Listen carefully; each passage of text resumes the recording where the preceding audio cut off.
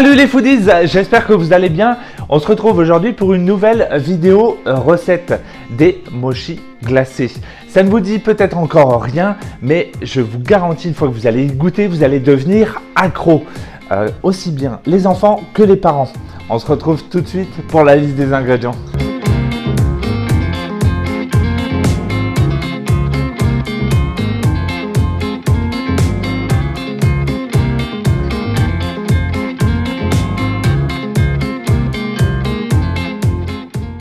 Alors, pour nos ingrédients, ça va se passer en deux étapes. La première, c'est pour ton sorbet. Donc, bien évidemment, il va te falloir 500 g de fruits de ton choix.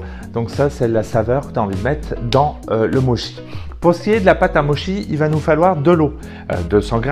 On va avoir du sucre, 150 g. On va avoir aussi ce qu'on appelle, c'est de la farine de riz gluant. Il va y avoir 100 g. Alors la farine de riz gluant, on la trouve souvent dans les épiceries asiatiques ou les supermarchés. Tu vas avoir dans le rayon où il y a tous les produits internationaux, tu vas pouvoir trouver la farine de riz gluant. On va avoir ici, moi j'ai mis un petit peu de coulis de fruits rouges, il y a 2 cuillères à café, mais ça peut être un coulis de mangue, ça peut être un coulis de bleuet, c'est vraiment à ton choix, c'est ce qui va colorer un peu ton mochi. On a rajouté quelques gouttes de colorant et bien évidemment il va falloir aussi c'est la fécule de maïs quand même en belle quantité ou de la fécule de pommes de terre et un plat qui puisse aller au micro-ondes. Maintenant on va passer à notre première étape. Première étape, notre sorbet. Donc j'ai mes 500 g de fruits bien évidemment congelés. Donc je rajoute dans mon bol. Alors je pense que vous l'avez déjà tous fait le sorbet à la maison. Et là par contre je vais rajouter ni sucre ni blanc d'œuf. Parce que la pâte de notre mochi contient déjà beaucoup de sucre. Donc ça va sucrer au complet. Donc je remets le couvercle. Je ne vais pas mettre le gobelet puisque je vais m'aider avec la spatule si je dois faire retomber mon sorbet sur les parois. Donc j'ai mis 50 secondes et on va aller sur la vitesse 10. Alors, là le résultat qu'on obtient, quelque chose savoureux, ça donne déjà envie. Bien évidemment, il ne faut pas commencer à le manger maintenant. Qu'est-ce que je vais faire? En fait, ici maintenant on va former, c'est des boules pour nos mochis.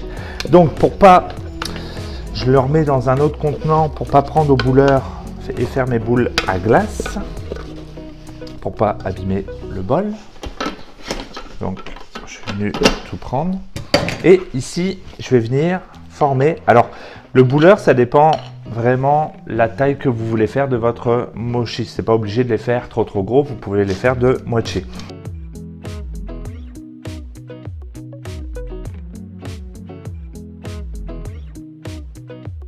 Une fois que toutes vos boules sont formées, vous les remettez au congélateur en fait pour que votre sorbet vienne à bien être très froid, bien glacé. Surtout, ça c'est important.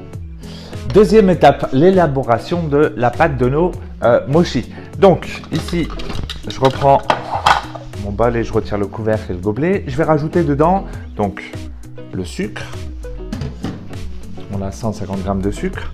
Notre farine de riz gluant, le 100 g. Je vais avoir également, c'est les 200 g d'eau. Je rajoute, donc moi ici j'ai mis un coulis de fruits rouges, donc il n'y a pas de pépins dedans. Ça aurait pu être un coulis de mangue, surtout faites pour pas qu'il y ait de pulpe dedans, rien, il ne doit pas y avoir de morceaux ou de grains. Donc là j'ai 2 cuillères à café et je vais rajouter quand même quelques gouttes pour vraiment que ma couleur soit plus prononcée. Ensuite, c'est très simple, je vais remettre le couvercle et le gobelet doseur. Je vais venir mettre à 10 secondes et je vais déjà mélanger vitesse 5 pardon.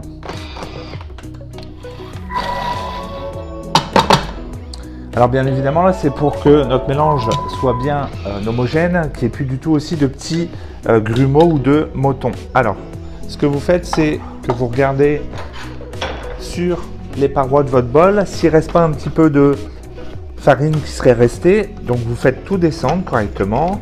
Vous regardez aussi dans le fond du bol. C'est pour ça qu'on le fait avec de l'eau froide, parce que si vous le feriez avec de l'eau chaude, elle viendrait déjà à cuire complètement. Donc là, pareil, je remets tout dedans et je vais repartir pour 10 secondes, vitesse 5 aussi. On retire le couvercle et le gobelet doseur. Il va vous falloir, c'est un plat qui passe au micro-ondes avec un couvercle. Si vous n'avez pas de couvercle, on pourra mettre un papier un film alimentaire ou un saran wrap. Alors, on verse la préparation dans le bol. Vous avez vu la belle couleur? Donc ça, c'est parce que j'ai rajouté les quelques gouttes de colorant aussi pour que ça donne ce bel effet. Je remets le couvercle ou le film alimentaire. Je ferme bien et là c'est une cuisson qu'on va faire au micro-ondes. Alors pourquoi on ne la fait pas au Thermomix? Parce que la cuisson au Thermomix serait beaucoup plus longue. C'est vraiment la solution la plus rapide. Ça se fait en 2 fois. Première fois, on va venir le mettre à 4 minutes. La puissance de votre micro-ondes, si vous pouvez le régler à 600 watts, réglez-le à 600 watts. Et je vais vous montrer le résultat et après on va le remettre une deuxième fois en cuisson. Alors, on vient de le retirer du micro-ondes. Faites attention, c'est bien chaud. Donc, on va faire en même temps qu'il faut brasser. Donc, on mélange fortement pour que ça soit bien homogène. Comme je vous dis, ça va être chaud là, donc faites attention. Donc, ça fait quelque chose de quand même à une texture bien particulière. Pour ceux qui ont connu le film Fleurby. Ça a un peu la même texture, c'est vraiment gélatineux. Une fois que vous avez bien mélangé, on va répéter l'opération une deuxième fois, mais là, par contre, je ne vais pas le mettre 4 minutes. On va juste le rajouter 30 secondes, on va le ressortir et on va bien le mélanger à la sortie. Donc, la pâte vient de sortir. Toujours pareil, on remélange pour rendre homogène vraiment la préparation. Et je voulais pas dire un Fleurby, mais plutôt un Flubber. J'étais en train de le chercher, c'est pour ça. Alors, ensuite, il vous faut, c'est une plaque. Votre fécule de maïs ou votre fécule de pomme de terre. Il va falloir saupoudrer. Donc, pensez à ce qu'il y en ait de partout. Ça, c'est important, vraiment. Parce que sinon, votre pâte ensuite va coller sur votre plaque. Je peux vous dire que ça va pas vous plaire. Donc, c'est bien mis partout. On voit bien, c'est tout blanc. Et là, toujours pareil, faites attention. Vous allez venir décoller la préparation. Alors, je vais essayer de ne pas en mettre de partout. Vous la versez au centre. D'accord? Comme ça. Donc là, vous voyez bien la texture que vous devez obtenir. Et on vient à remettre par-dessus beaucoup de fécule.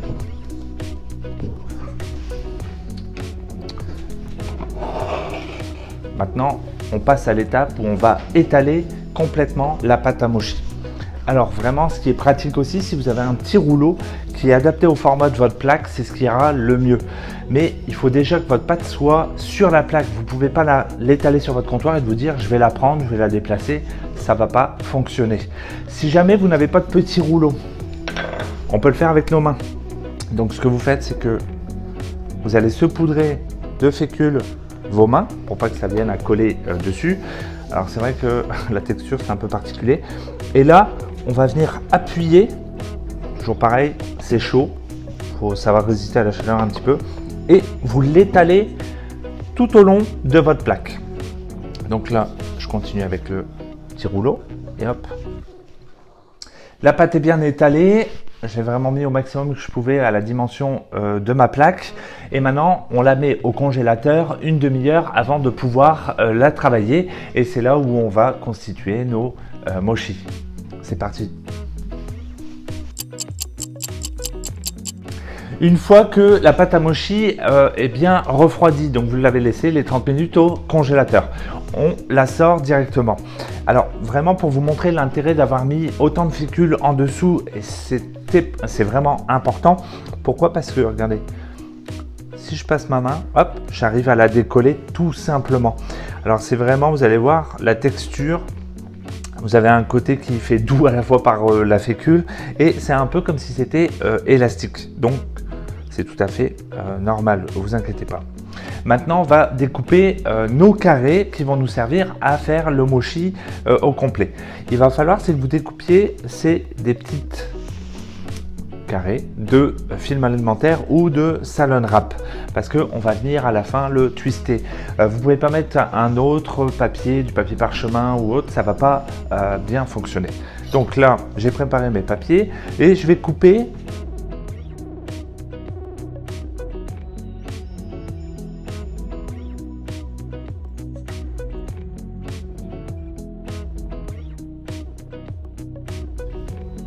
Alors, la taille de votre carré que vous allez découper va dépendre de la taille de la boule que vous avez fait au départ.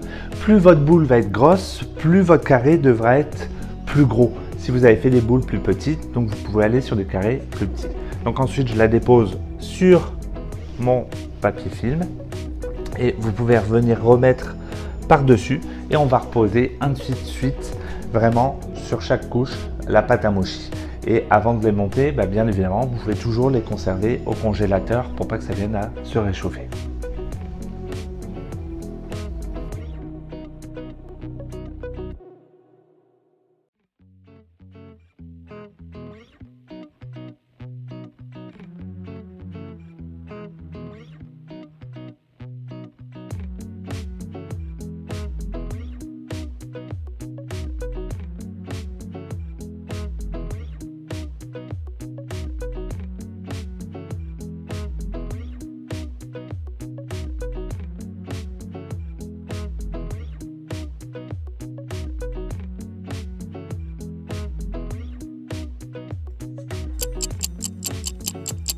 Les mochis, on vient de les sortir au congélateur, on les a déballés.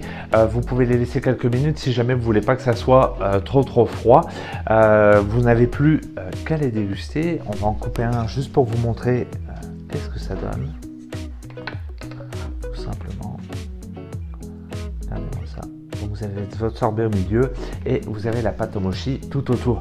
Bien évidemment, ici on les a fait avec un sorbet aux fruits, mais vous pouvez les faire au sorbet de votre choix. Bon, mon petit coup de cœur, c'est à la mangue. Ça peut être aussi bien une glace, vanille, pistache, chocolat et la couleur aussi du mochi. Vous pouvez la faire à la couleur que vous aimez. Alors j'espère que cette vidéo vous a plu. Si jamais vous n'êtes pas abonné, pensez à vous abonner à nos vidéos sur Facebook. Et moi je vous dis à bientôt pour une prochaine vidéo.